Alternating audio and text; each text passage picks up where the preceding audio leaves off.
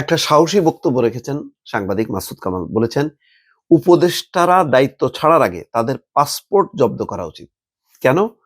এখানে বলা হচ্ছে একটা শীর্ষ পদে নিয়োগের জন্য ৮০ কোটি টাকার একটা লেনদেন হয়েছে। সেখানে যমুনার নামও এসছে। আগে অতীতে কখনো এইভাবে সরাসরি যেই ভবনে বসবাস করেন ডক্টর মোহাম্মদ ইউনূস, এই ভবনের নাম আসেনি। এই নামটি এসছে। এই প্রেক্ষিতে তিনি বলছেন যে স্বাধীন নিরপেক্ষ তদন্তের স্বার্থে তাদের পাসপোর্ট জব্দ করা উচিত।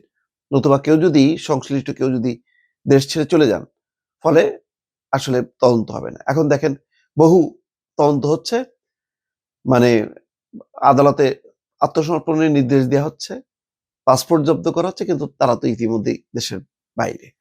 ফলে প্রকৃত আহ, তদন্ত হচ্ছে না।